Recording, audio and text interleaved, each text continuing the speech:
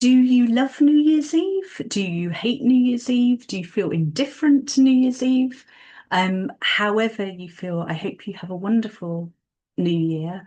And in this episode, episode 91 of the Feel Better Everyday podcast, I'm going to be sharing some of the self-care rituals and practices that I do every year or most years in order to help you work with your own AuDHD brain, ADHD brain, and also to continue to heal from any trauma and just to really use this time of year where there is so much external pressure in terms of how you might be thinking you should be celebrating or what you should be doing, and they're very tentative invitations in terms of if anything appeals, go for it and ignore all the rest. So I'm your host and producer, Eve Menezes Cunningham. I'm an author, columnist, trauma therapist, self-care coach, and senior accredited supervisor specializing in AuDHD and ADHD-friendly, trauma-informed, neuro-affirming, and transpersonal and somatic approaches. So I help people heal through self-care practices that that honor your body and your brain and your nervous system, as well as yourself, that highest, wisest, truest, wildest, most joyful, brilliant, and miraculous part of yourself. With new episodes every Tuesday, you can either subscribe or follow to make it less likely that you'll miss new episodes. And if you're new here, even if it's nowhere near New Year's, when you're listening to this, you might still enjoy this episode. It can be great for a fresh start at any time of the year.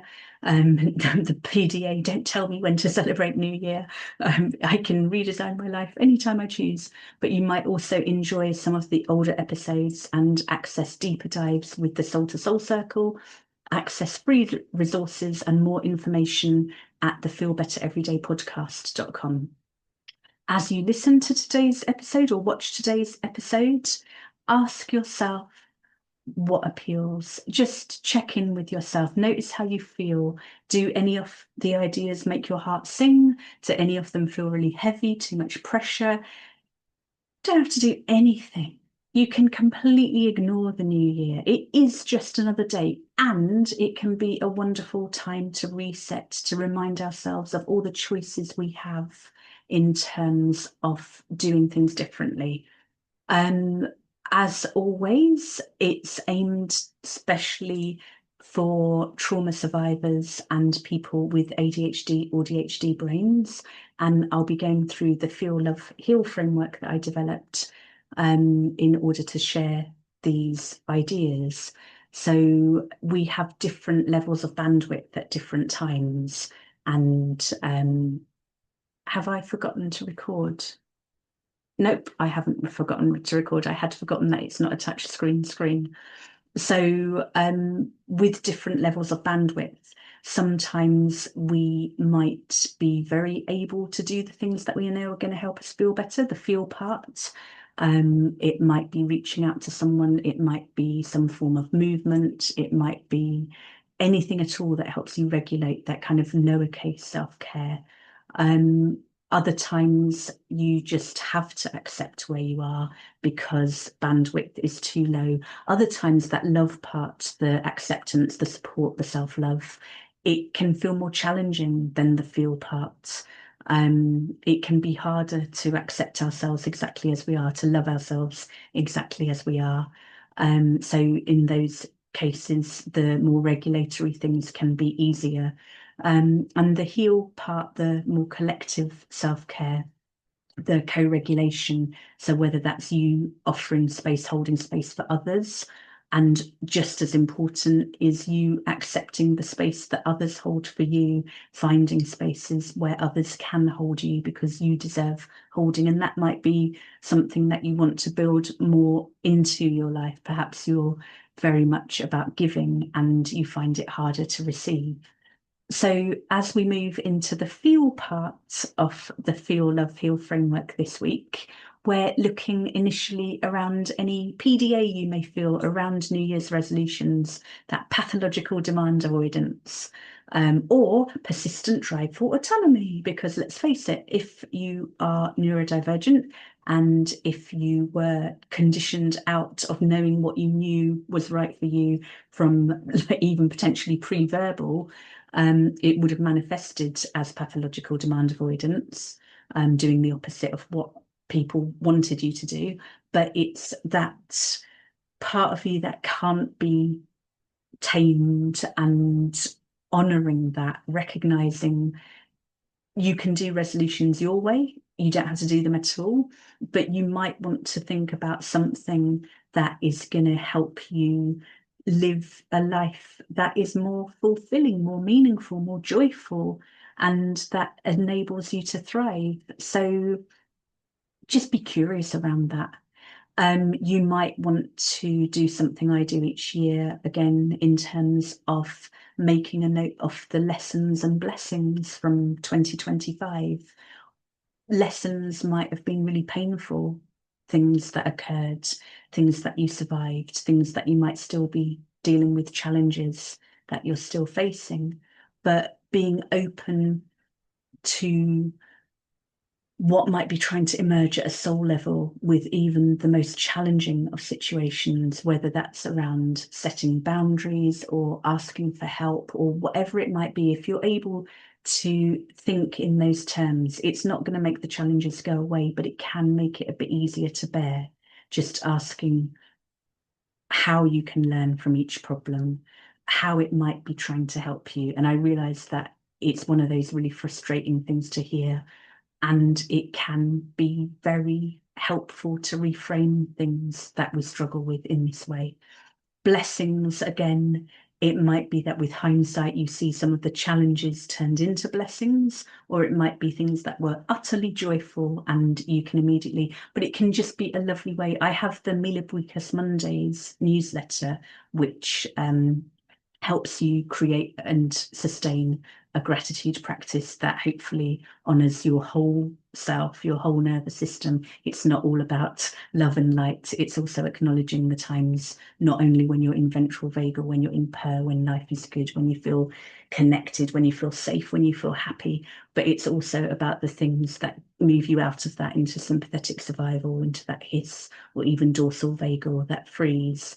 So you might want to sign up for that if you haven't already, but you can just ask yourself now, like, how does it feel to think back over the year? It might be that you take 1 month at a time, a lesson and a blessing for each month, or just write or record yourself talking, or as a video, or even just talking at your reflection. Just ask yourself, what have you learned? What have been the themes? Ask yourself, and there'll be a link in the show notes to your transpersonal quality for the year in previous years, or as you think about the year ahead, it may have already occurred to you. I often begin thinking about this before my birthday in November next year. I'm recording this in 2025, but freedom has stood out for me. In previous years, it's been like, for 2025, it was harvest. For 2024, it was pleasure.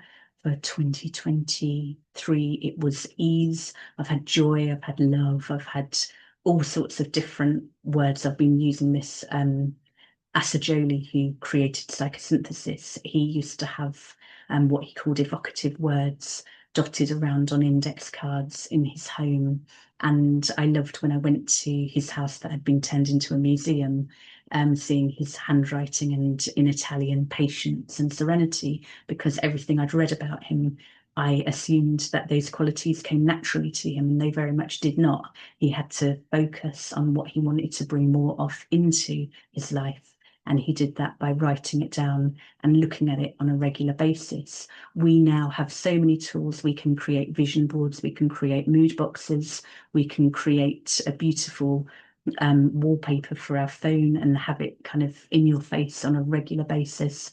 I think Steve Harvey, the American actor, he used to have his evocative words, he wouldn't have called it that, but sewn into the hem on his suit, so he'd see it like when he was getting dressed. It's really about anchoring what you want to bring into your life as much as you can. So if it's peace, you might be choosing images that represent peace to you, or freedom for myself, for example.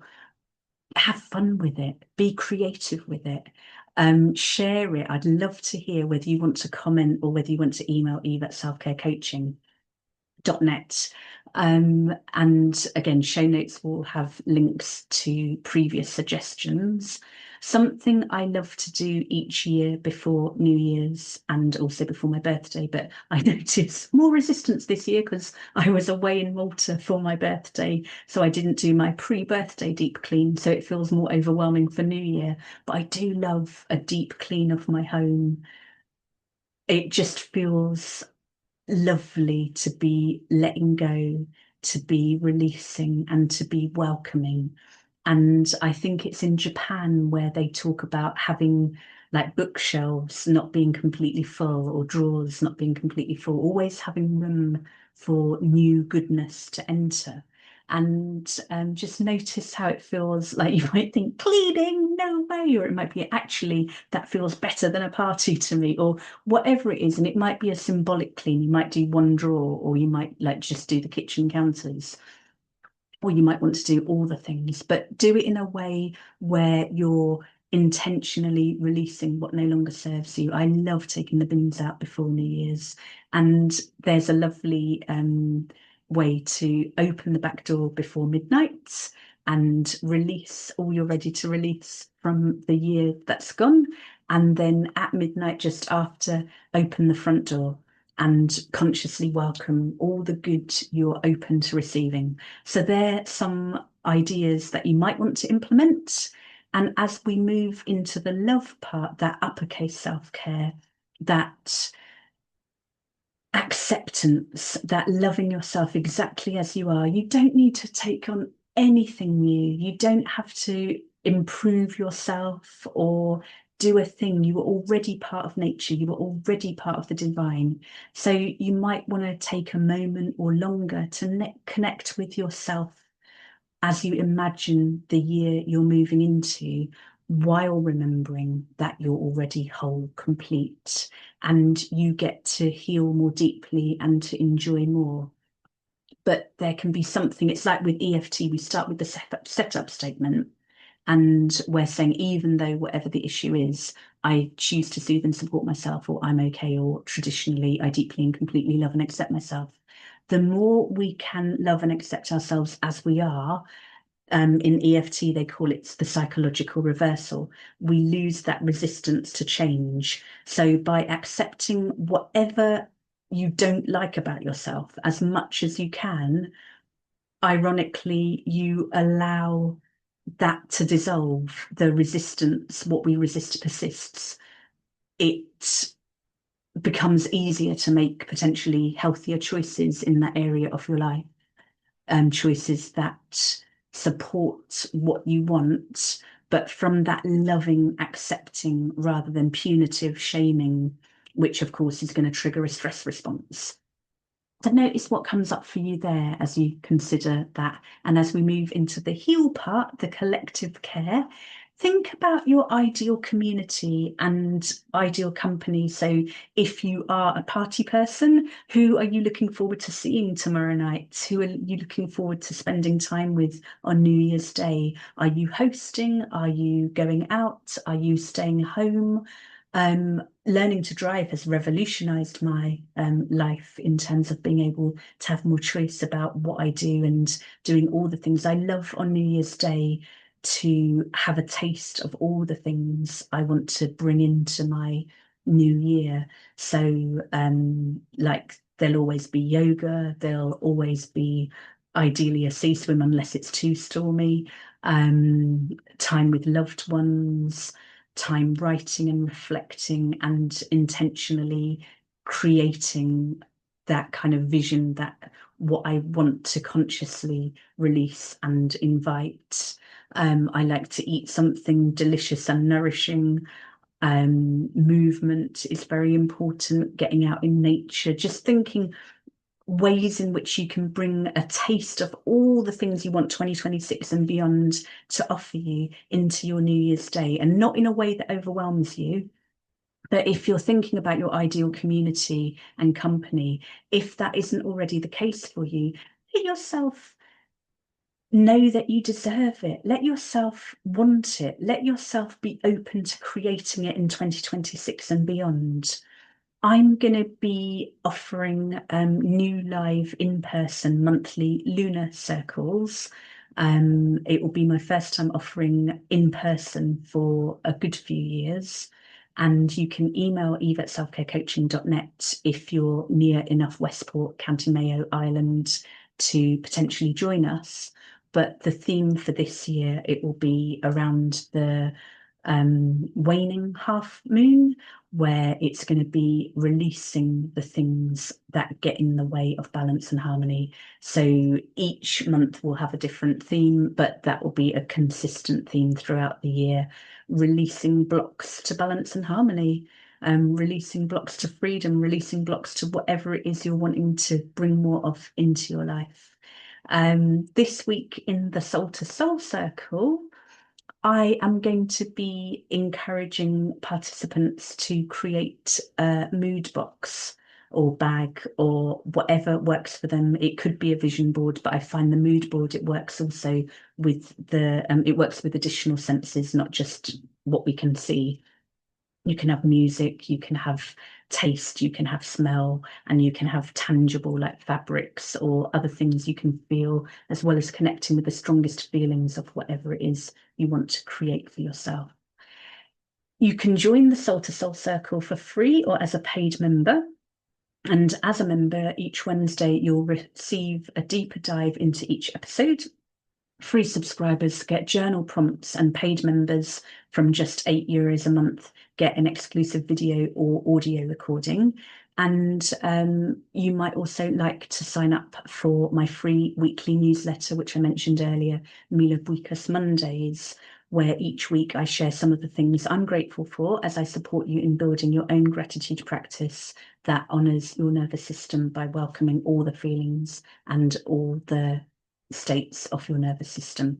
So whether you want to heal your trauma or befriend your AuDHD or ADHD brain, you can find out more about the book, 365 Ways to Feel Better, Self-Care Ideas for Embodied Wellbeing, and explore self-care coaching and other ways in which we might work together, as well as accessing lots of free resources through selfcarecoaching.net.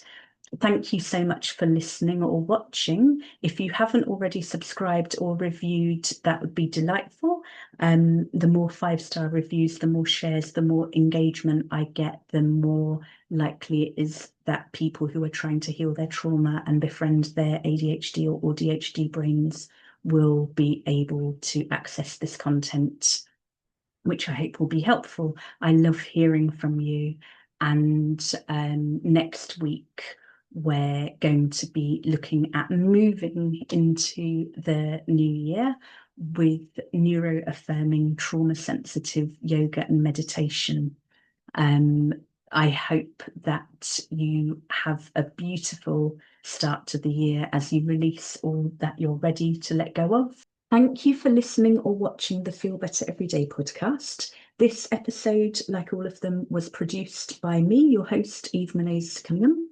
You can find full transcripts, links, and more information in the show notes, and also at selfcarecoaching.net, as well as more information about the book, 365 Ways to Feel Better, Self-Care Ideas for Embodied Wellbeing. And if you're interested in those deeper dives, joining the Soul to Soul Circle, as well as lots of other free resources and information about other offerings. If this episode was helpful, please leave a 5-star review. In a world in which so much is coming up for healing and so many people are feeling unsafe, I want to do whatever I can to help as many people as possible heal from trauma, helping create a world in which everyone is safe, welcome and loved, physiologically, emotionally, spiritually and mentally able to thrive. So your subscribing or liking or sharing feedback and other support helps me help as many people of all genders with trauma histories and ADHD. And your learning to take better care of yourself isn't just good for you, it creates a ripple effect helping others heal too. So keep looking after yourself, do what feels good, let yourself honour your nervous system, let yourself honour your charge, your life force, and Mila Buikas, 1,000 thank yous.